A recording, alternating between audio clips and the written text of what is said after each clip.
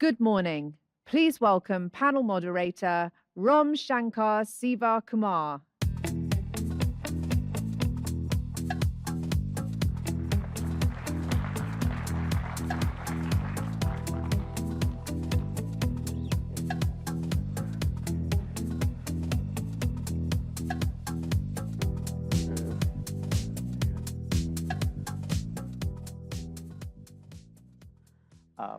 So before we get started, quick show of hands. It's a very light question. How many of you are worried about AI systems taking over human mankind? Quick show of hands. How many of you are worried? Okay, perfect. Thank you very much. At last year's RSA, I jokingly asked the audience the same question. I was like, hey, should we be worried about killer AI robots? We all laughed, we rolled our eyes, and then we moved on. And 1 year in, I feel like I have changed my answer from a hell no to like, I think it's complicated. So that is what we are here for today. And before you begin rolling your eyes, right, I want to have something to consider. It's not just the crazies and the influence peddlers who are now believing that AI safety is the most urgent issue. Last year, 5% of academic researchers polled at a top of the shelf AI conference, they said that AI can pose existential risk. Again, it's just not the crazies and the influence peddlers. So to kind of help us navigate this sticky thornet of AI safety, we really do have a star-studded panel in every sense of the word. So to start us off is Dan Hendryck. He's the founder for the Center for AI Safety. You may know him from the Times 100 AI list. But for ML researchers like me, Dan's made like multiple fundamental contributions to the field. We've all read his seminal papers on benchmarking AI systems and making it robust. So very grateful to have Dan be the voice of AI and the oracle, the embodiment of it. And Bruce is next. Bruce needs no introduction to the security community, but I feel like I'm going to give one anyway.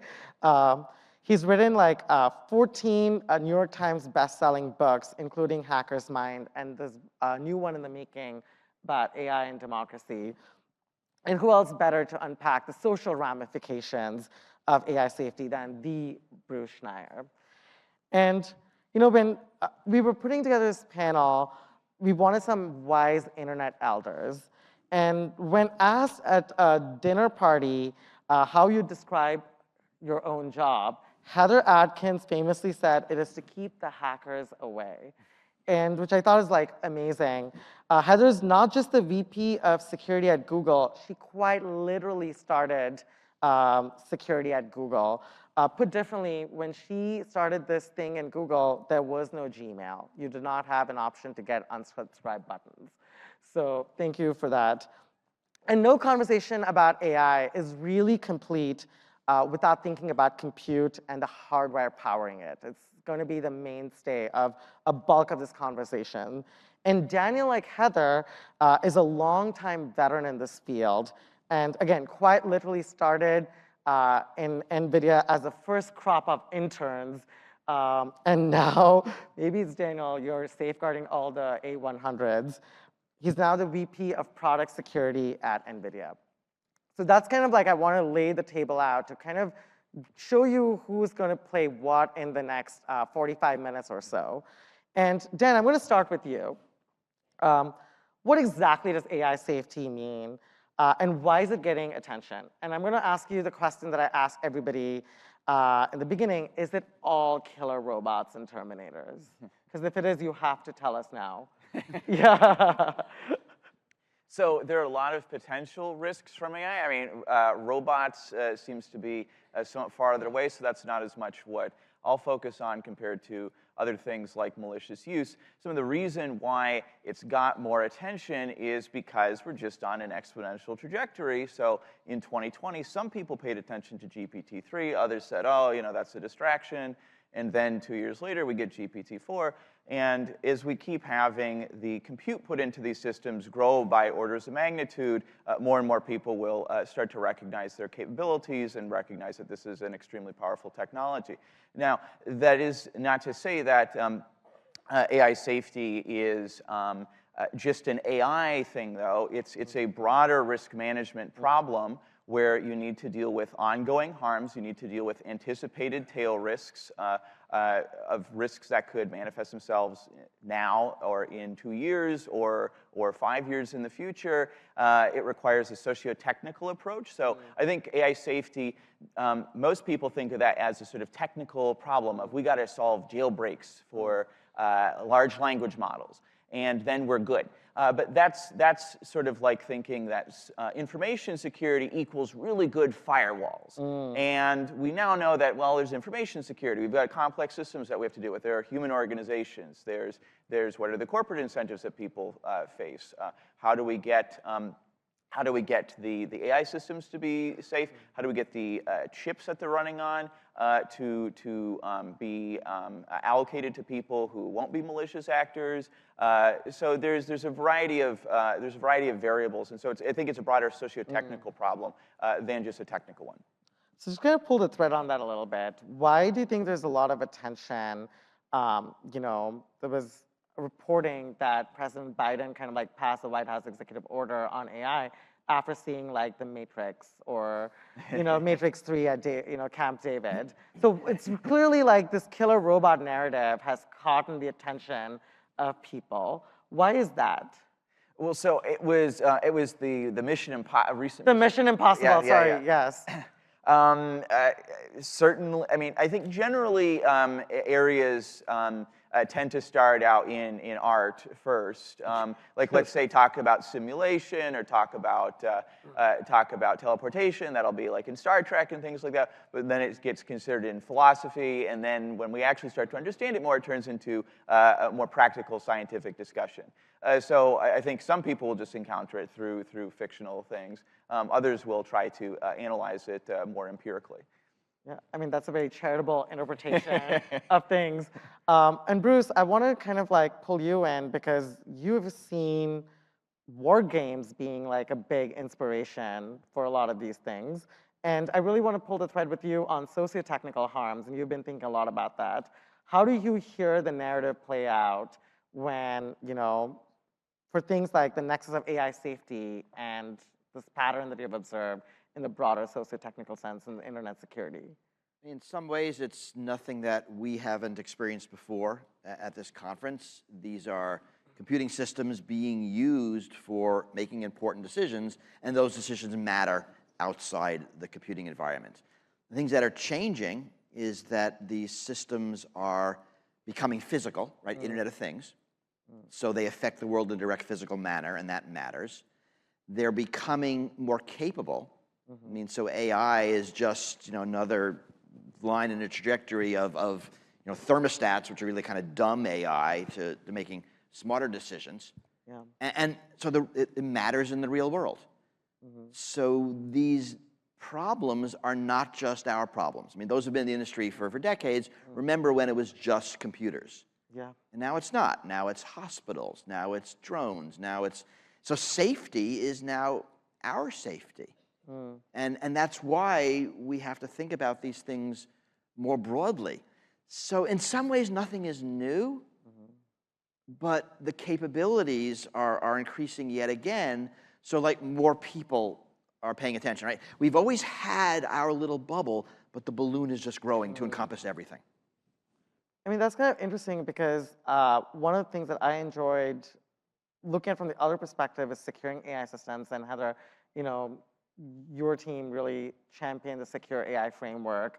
AI safety seems to be about how do we keep AI safe from humans, but now you're also looking at the other aspect of, hey, how do we secure AI systems from present-day adversaries? So what's your mental model for rationalizing both? Well, I think it's important to remember when we say securing AI systems, what we're really saying is secure software. Yeah. AI is just software, and if you think about the inputs and the outputs of an AI system, you have data, You've got the algorithm itself, you've got the weights, you've got any fine tuning you're doing, and then of course you've got the use side. And if you think about a system like Gmail, well, we have data, we have algorithms, we've got the configuration of the system, and then of course we've got abuse of the platform. So a lot of the techniques that we have been developing over the past 30 years as an industry apply here as well, right? This is not rocket science. We have the concepts, we have solutions. Now it's about helping the people who are doing research and deploying and productionizing a lot of the AI, if you will. And I think when we have this conversation today, what we're really talking about is Gen AI in a very different way. AI, we've been using machine learning inside systems for a very, very long time, and we've just secured it the way we've secured all of the other software. So I think that's important. I make that delineation. We're also talking in the industry a lot about secure by design and secure by default, or safe by default. And it's really the difference between how you design the system and how you use the system in an adversarial hostile environment. And does that also have like a socio-technical component to it, Heather? I think it does for developers, the people who design, build, and maintain systems. I think we do have to think about AI in that way. It is not I talk to developers who are kind of thinking about this, and it's almost like AI is some sort of like unique monster that we have to think about. But actually, what we need to do is make sure that the platforms they're developing on, storing the data, have a lot of the controls built in by default, so that the experimentation, they're free to experiment in a kind of virtuous way, and we also get the right outcomes on the other end. So I love what's going on in the industry at the moment around secure by design, because I think it plugs in really well to that. That's interesting, because I loved how you said that we're all now treating this as a new monster. But it looks like, I want to switch gears a little bit and talks about the urgency of the situation. This is like Godzilla, like stomping over, the thing. I'm trying to, again, pull the thread on why should we as an industry now focus on AI safety when there are so many other important things to consider?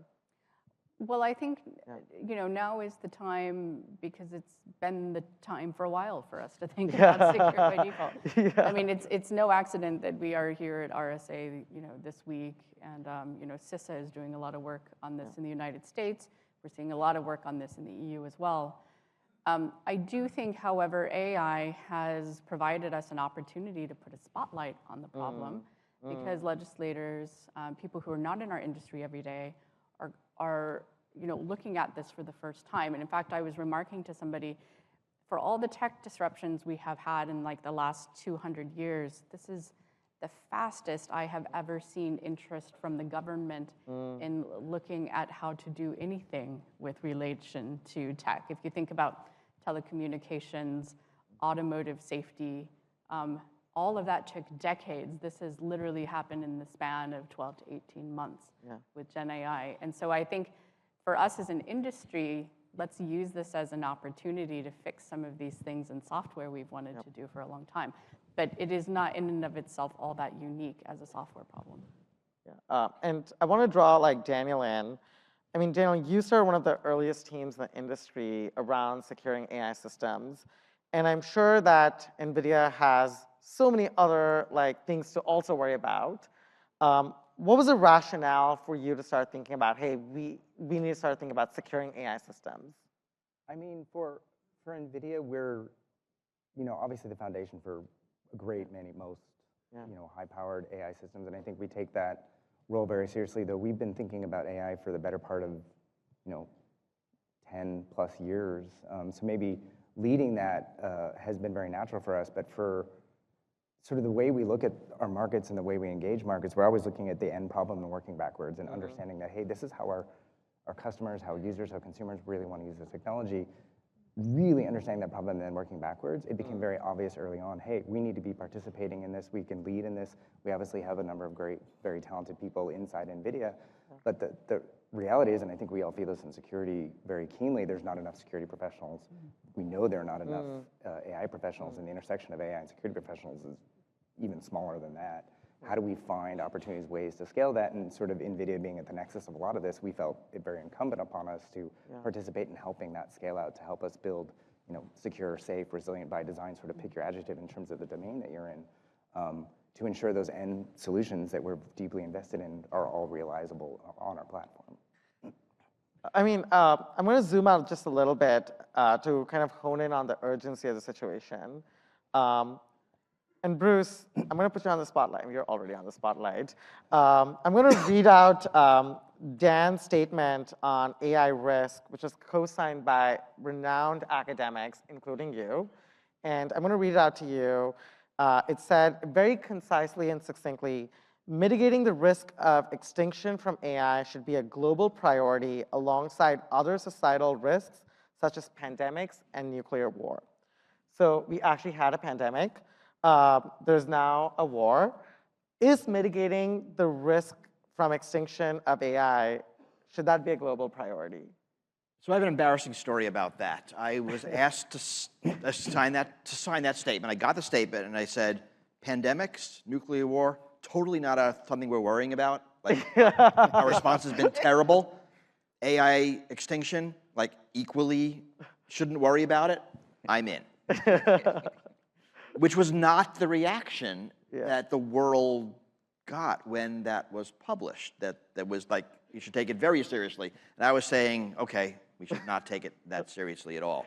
So I totally missed the point of that statement when I signed it. That is a little embarrassing, but there you have it.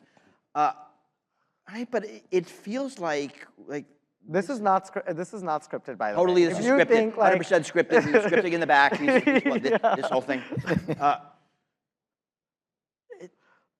I get it that our ideas and fears of AI come from science fiction. Right? They come from movies, come from TV, they come from books. Which is why we think about the Terminator and why we're thinking about all of those general AI things. That is not science, that's not engineering, so that is not something I am worried about. I mean, we have a lot of security problems, but AI taking over the world is like not high on my list. Definitely not. So, yeah, I mean, what did you think of the statement when it came out? Why don't we ask the author of the statement, conveniently sitting right next to us? What did you mean? Was I right or was everyone else right? So I want Dan to respond to this uninterrupted. Yeah. I mean, so it was to make it more of an important and urgent issue. I mean, the reason we made it was because I noticed a lot of academics post-GPT-4 were like, whoops, we were saying, programming abilities are 200 plus years away, and now they're around the corner. So that caused, there was in the background a big shift in academe, and so I wanted to have that be communicated. I think its urgency will just continue to grow. I think there's a sort of pattern to people's perception of urgency, which there'll be a big capabilities jump because they'll train on 10x more compute.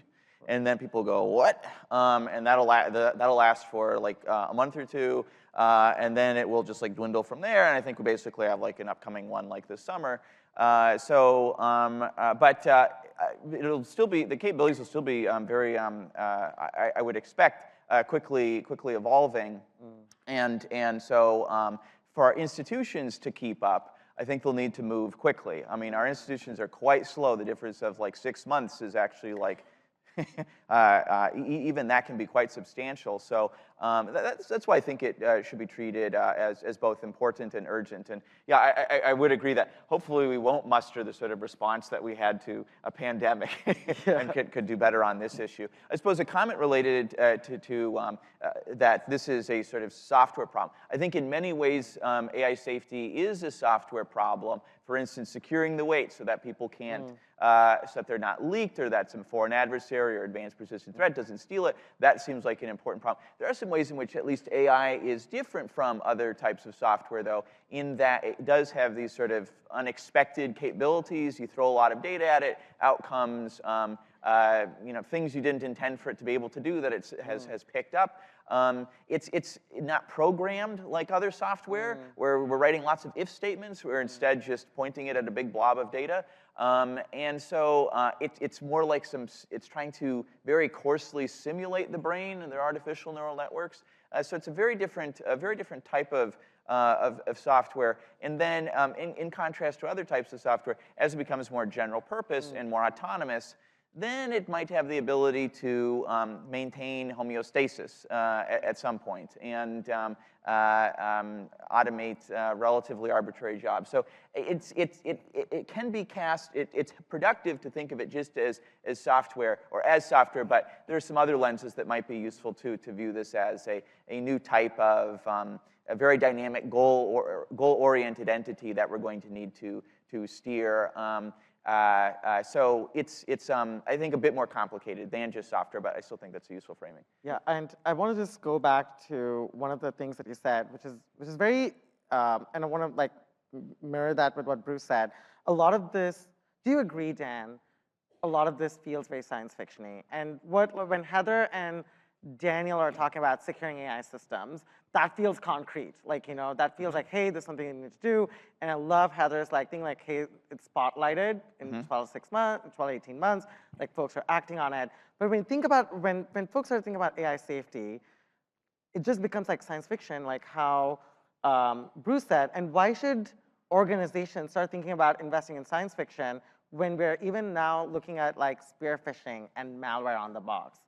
So fortunately, many of the sub-problems for making AI systems safer today translate to those later term ones. So if you're making your AI systems more adversarially robust, this helps you later on for them being used for malicious use for chemical, biological, radiological, nuclear weapons, as something emphasized in the executive orders. People don't maliciously use them that way.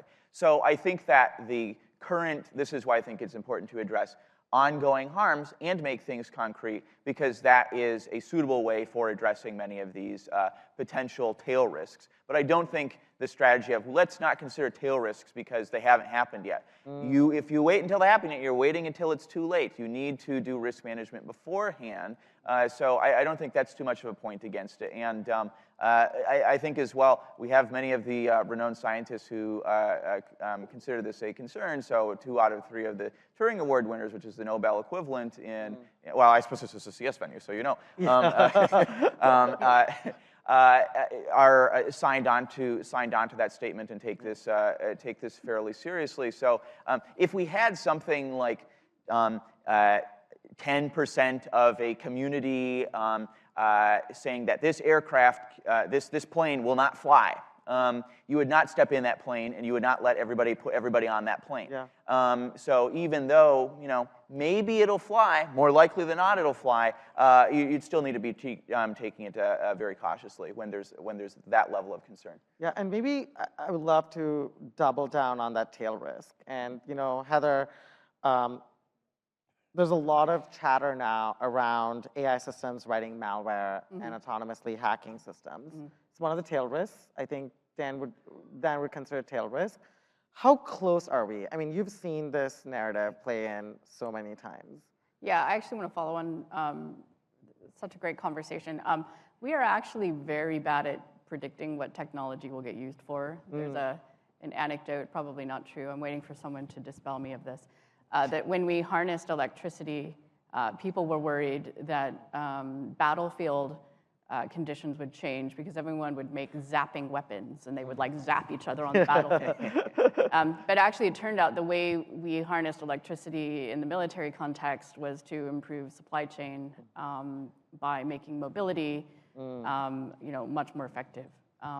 And we do have zapping weapons, but they've just sort of taken a very different path. And I think the same thing is going to happen with AI. We are today looking at our science fiction. This is a huge body of creative thinking, but we are also now using AI, and the ways that we are deploying it are fairly mundane, right? It's for automation, reducing toil in the SOC, sort of making it easier for people to write reports because nobody likes writing reports. Yeah. And so I think it's really difficult to predict what we're going to do with it in 2 years, 5 years, 20, 100 years. So I would just say urgency is important, but even more important will be the constant watchfulness. That as an industry, we should continuously reevaluate how we're using it, how it's being secured, how it's safe, and what we as a society are comfortable with. There are going to be things that we're very delighted by. I think cancer diagnosis is going to be incredible, revolutionizing pharmaceuticals. And then we will get to the point where we're manufacturing viruses to kill people, and we will, as a society, say, no, that's, we're not okay with that. And so I love that we're being sort of very dialogue-driven, and the governments and the regulatory bodies and the academia are involved. But I think we all have to become kind of AI experts now, just as a society. On your direct question, though, blue team, red team threat actors, everyone's been investing in automation platforms for over a decade. AI has the ability to improve all of that automation. We know security is a data problem. We have long hypothesized that if we had good analytics, and these papers start, I think, in the 80s, actually, that we could accelerate the effectiveness of cybersecurity. And I think that we will continue to see that. What the bad guys do with it, again, anything the defense is doing, the bad guys will do too. Right? So malware analysis is absolutely possible.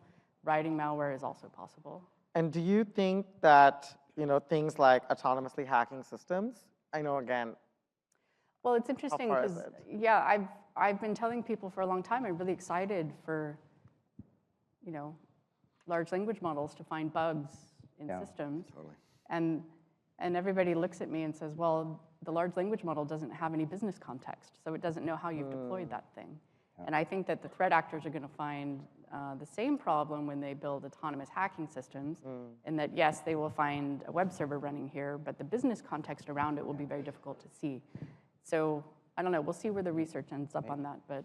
Maybe riffing a little, we're seeing very much the same dynamic, I think. I think one of the things that we see internally is the amount of data that we have, to your point, context-driven security. LLMs are really great at aggregating across disparate data sources to enrich your context locally, which has, I think, been challenging for internal defenders, actually. So we have a very rich data source, which uncommonly is an asymmetry in favor of the defender that we don't see very often. And I think AI can be a huge boon to SOC responders, but also operations teams, people developing the software. Hey, where can I, what should I patch today that would be the most effective out of a slew of 100,000 things that I could do today? I think are going to be really powerful accelerators. I think the AI response and orchestration and being able to do that at speed beyond human scale speeds, I think will be really important in buttressing those defenses and that push-pull. But maybe riffing on your previous comment too around safety, I think that from the security set, we're very mindful of sort of this continuous dialogue motion of cat and mouse in the security context, but that safety and that push-pull between societies, it in turn is evolving in context of AI, and AI in terms of society is going to be very much a continuous motion. So I think maybe you and I are very comfortable with that notional, this is going to be a long story played forward based on that. I mean, coming back to your insightful analysis, like how this is a data problem, like I know that Microsoft and OpenAI released a blog about how, adversaries are using LLMs as like an advanced threat in a search engine. They've been using search for a long time too. Yeah. So are we saying that, but how do we go from there to like, hey, they're going to be creating these like malware sets, like polymorphic malware with AI in it? Like, is that a conversation that we should even be having, Bruce? I mean, so yes and no. Right? I mean, what Microsoft found is that the bad guys are using AI to help write code, just like everybody. Exactly, is yeah. using Sometimes AI to help write code. Yeah. The questions that are interesting is, does this technology inherently help the attacker or defender more? Right? It will magnify power in both areas, but there's some really good points here that in our industry we have a data problem, we have a human resources problem. Like we can apply these technologies in ways the attackers can't. And you go to the show floor, and like everybody's got an AI story, and most of it's marketing bullshit. But there are still some really interesting ideas of using AI to speed up humans, to, in some cases, replace, to change the scale and the sophistication of what we can do. I think there's a lot of benefit that we're going to see in the next couple of years of using AI in the defense. Right? We're already being attacked at computer speeds. Right? There's already automated attacks. But we're just not defending at those speeds because it often requires judgment to do that. And to the extent we can have a machine do pieces of that, we win here. So I think near term, I'm very much believing that AI will help the defense more than the offense. Long term, no idea. Right? It's going to change the balance of power. We don't know how. But near term, I think it's a huge power multiplier. And Heather, just to close out the section, you know, in the short term, what does short term in your estimate looks like? I think the short term is we start to help the developer write more secure code. Oh, I was thinking in terms of like years, like short term, like, you know, like 1 year or like. I think we're already weeks, I don't seeing know. it. Yeah, get to it, everybody. No, I think we come back in 2 years. The world will look like a very different place. We'll have a lot of legacy systems to deal with. But startups, you know, if you're starting a business in 2 years, your whole software development lifecycle is going to be assisted. Very different. For secure coding, and we're going to be able to prevent you from jumping into the kind of architecture anti-patterns that are bad. And then we'll have a long tail of cleanup for probably 2 decades. But I think 2 years to 5-year horizon, we'll be in a really different place. And on that note, you know, I often describe to my own team, my job as security is to encode our expertise and translate it out in various ways. It can be training, it can be tools, whatever. AI is profoundly helpful in encoding very complex concepts into actionable spaces for people who are maybe not expert in those domains. I'm hopeful, inspired that safety and similar very complex multidisciplinary activities can be similarly encoded and leveraged to help us pursue those very hard questions. I'd like to comment on the offense-defense balance, and it may be the case that in the long run for computer security, that maybe you'll get formal verification and these sorts of things. So it could, in theory, go in the way of defense, at least for that problem. For other sorts of problems, like let's say the malicious use of bioweapons, that doesn't seem, that has maybe attacker's advantage because you create a stealth bioweapon and nobody knows it's even proliferating throughout society. And it's proliferated, and then you have to come up with a vaccine, but then it's too late for many people. So it can vary. I think it also can, this offense-defense balance, even for computer security, can vary on the context. So for things like Chrome that update very frequently, that may have a strong defender's advantage in the long run. Other types of things that just simply aren't patched, though, even though the patches are possible, they're not actually being adopted because that software has, in many forms of critical infrastructure, hasn't been updated in many years. So I think that's where some potential larger scale risks might lie, would be for software in critical infrastructure that hasn't been patched and is not expected to be patched in a substantial amount of time. So those are some concerns that I'd have. I'd make a distinction between offense-defense balance in theory and how it will actually be in practice, and then I would also look at it in different contexts for malicious. I mean, it's an interesting example of AI exacerbating a problem we already have, we know we have, we know we have to fix, and we've kind of like But is that an AI problem or an our amplifier. unwillingness to patch those systems? I mean, that's the fundamental question. Like, hey, we should have a strategy. And I think, cloud spaces were like build to roll in a minute if you need to. Like you build that scale in.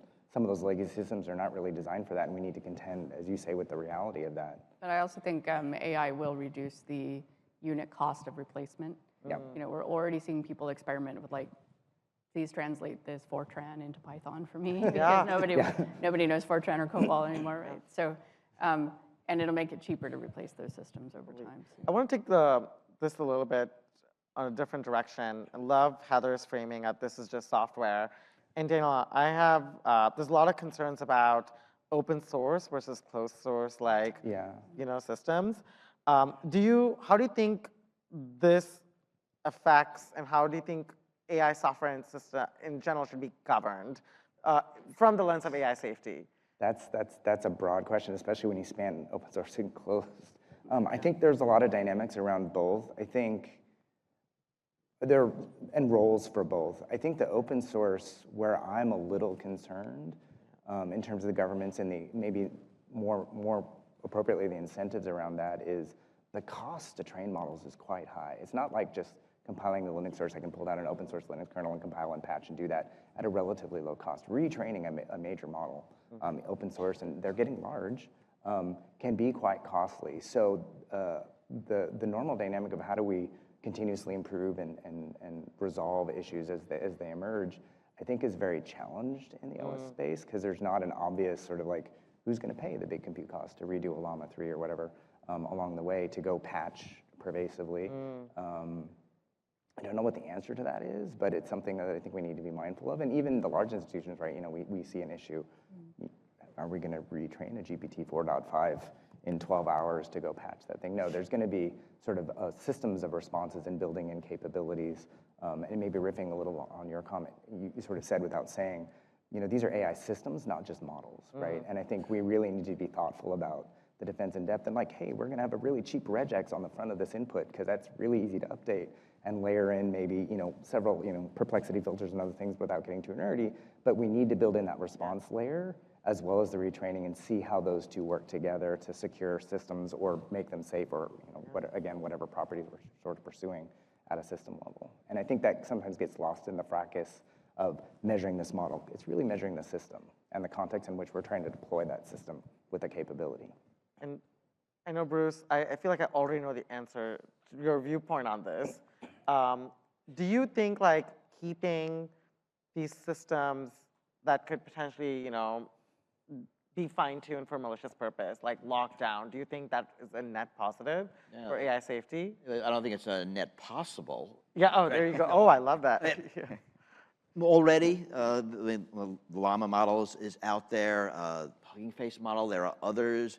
We're learning a lot about creating models. I'm not convinced that the hundreds of millions of dollars to create a model is gonna last. I mean, it's true today. Yeah. But in 2 years, I mean, sorry about your hardware business, we might be making new models on our phones. Right? We do not know that the cheaper models, the smaller models are almost as effective. We're learning a lot. I saw a paper 2 weeks ago about a 1-bit model that is surprisingly good. So we could be living in a very different world. And we in security, I think, know about the futility of trying to constrain the software and keeping it secret, right? I mean, no one here in this room, I think, would think that is, whether it's a good idea or not, whether it's possible. So that's not the world we're gonna live in. Right? We're gonna live in a world where everybody has access to these tools, and they will be used for good and they will be used for bad. And we just have to accept and deal with that.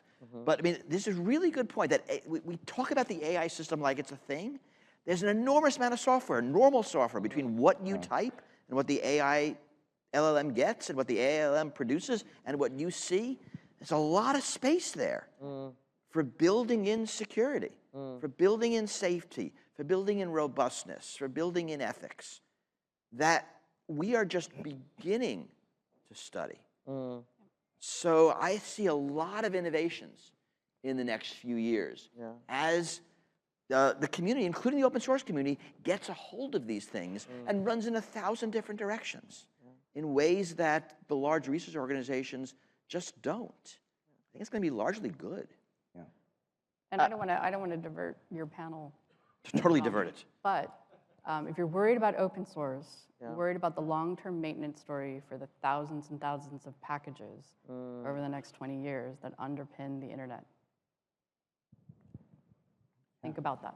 Right. I love that. Who's going to be I mean, maintaining these? It's the same problem we see elsewhere, but the cost. Yeah, some dynamics, I lone think, guy with mental are health much higher. problems who's just been befriended by somebody from China. You know the way it works. Yeah. I'm going to switch gears just a little bit about talking about governance. And there's a huge flurry of activity in this space when it comes to AI safety. The UK, the US, Canada, all now have AI safety institutes. And Dan, because we have made you the oracle for all things AI safety here, I would love to get your thoughts on this. the current head for AI Safety Institute in the US made comments that something along the lines of there's something like a 10 to 20% chance of AI takeover that results in humans dying. And I'm paraphrasing his quote, said, overall, maybe you're getting more up to a 50-50 chance of doom shortly after AI systems are at human level. So I do want to say that he did clarify his percentages in a follow-up blog post, but kind of like summarizing it. Seems to be a lot of doom and gloom here, Dan. It's not looking good. What's happening there? What's happening with him, or in this space? No, in this space. I mean, there's so many risk sources. I mean, it's such a general technology, and it's so sudden, and now it suddenly has some economic relevance, whereas 2 years ago it was useless for mostly everything. And so it's I think that, and it's a wild problem, of course, that there isn't like a solution that will solve the puzzle. It will keep evolving, and the constraints will keep changing. For instance, if we have a lot of algorithmic breakthroughs that make it orders of magnitude more efficient to train these things, then we would have we would have a lot fewer solutions at our disposal. However, if they still require a lot of compute, then things are actually possibly more manageable. Then the information security in these organizations will need to make sure are very good, so that models aren't stolen. I mean, GPT-4 hasn't been stolen, and despite it being pretty economically valuable. So as for doom in that way, I think some people, so like people like Hinton would be like one of the deep learning Turing Award winners or creators of deep learning. Saying 10+%, and sometimes he'd be saying, it's closer to 100% than it is to 0%. I think part of this comes from some differences in framing, that this, not viewing it as the software thing. He would view this more as like an evolutionary transition, whereas you had single cellular life back in the day, and then there was a transition to multicellular life, and things got fairly interesting. And now we're in a transition period from biological life to digital life. So there's some different reference classes. You could do a different reference class. You could say it's just software, or a different reference class would be, this is just another technology in the Enlightenment, and it will just keep making GDP go up. So I think depending on which initial story you find more plausible, that might affect whether you'd expect this to be just another, it's a villain of the week. It's just another problem to deal with. It's social media. I mean, I suppose we didn't succeed in social media, but it's just something like that we just deal with for the decade, then we move on. So I think that's one thing that leads to some large divergences in people's estimates. Yeah, and do you think, and this is again Bruce and Dan, and anybody please jump in, do you have any thoughts on the US's approach to AI safety vis-a-vis like the other countries? What should be our approach? I think this is hard. I mean, our approach is we're writing stuff down and not doing much. And I mean, I think this is typical. We in the United States do not do things that the money doesn't want done. And right now, the money is in charge of making these models big and powerful because that's what's profitable. So I mean, just like social media, we'll haul the CEOs into Congress, yell at them for a bit, and nothing happens. Right? We know this story. EU is doing better, right? The EU Act is law is coming to force, I think, next year. I think it's got problems. We could spend an hour on that, but they're trying, and they're going back for a second legislation to try to do more. I like that. I mean, we live in a world where a good regulation in a large enough market moves the planet. Just like GDPR affects us all, even though we are not Europeans. And the California IoT security law affects us all, even when we're not in California. So there is good movement. It's going so fast. We are not good at agility in legislation. We need to get better at that. But I do like that we're trying. I mean, the US, we got an executive order, right? Because Congress is ineffectual. And that really limits what we can do. And I mean, have you heard Jenna Easterly when she was on stage a couple days ago? Right? I mean, you can see that she has limits in what she's allowed to do without congressional approval. And that's kind of interesting because I agree with you, there's a lot being written, there's a lot of like congressional testimonies.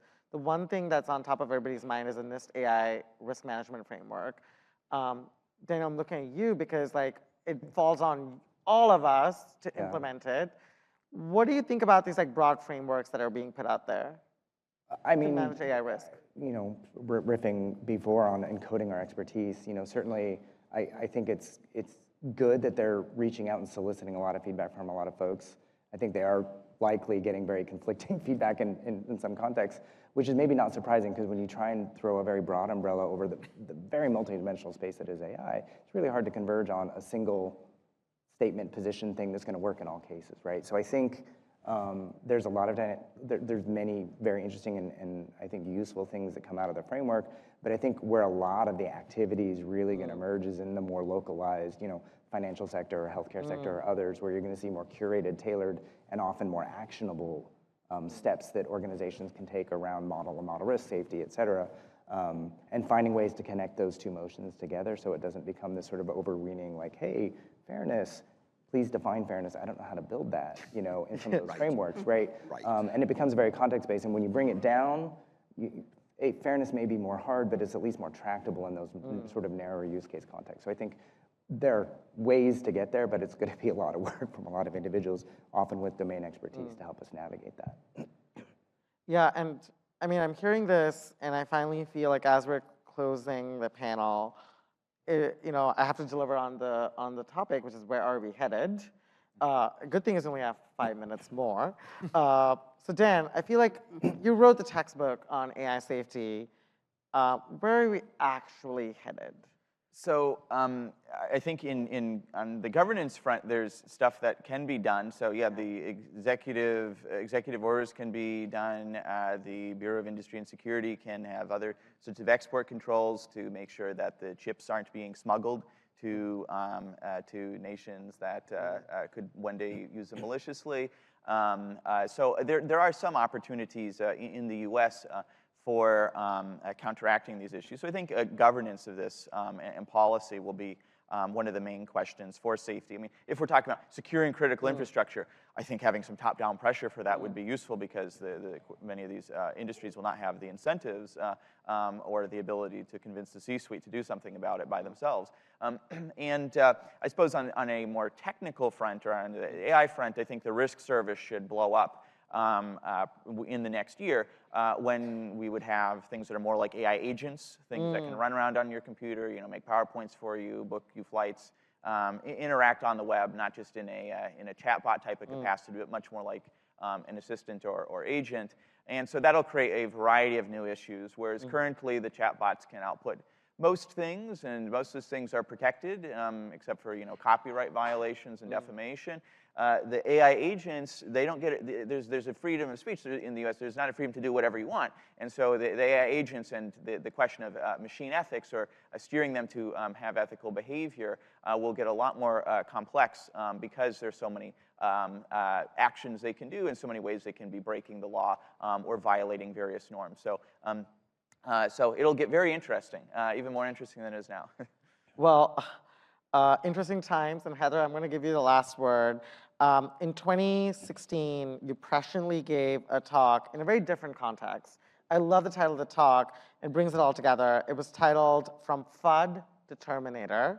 So do you think AI safety is going to go from FUD to Terminator? So it's F-U-D-D, it's a pun, so it's both fear, uncertainty, and doubt, and also Elmer Fudd.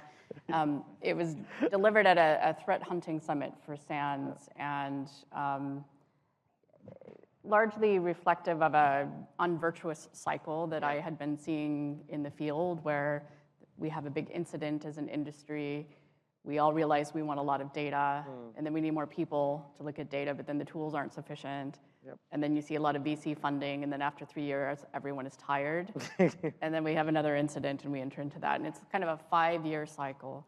And if you look at the history, actually, of the RSA Expo, you can see the VC funding in this 5-year cycle. So what I was hoping to inspire in that talk was to take us out of that cycle by looking at the role AI would play in the future. And at Google, by 2016, we were already seeing you know, some of the large language model, you know, the research that would come out that would lead to large language models, and also using machine learning for our detection pipelines.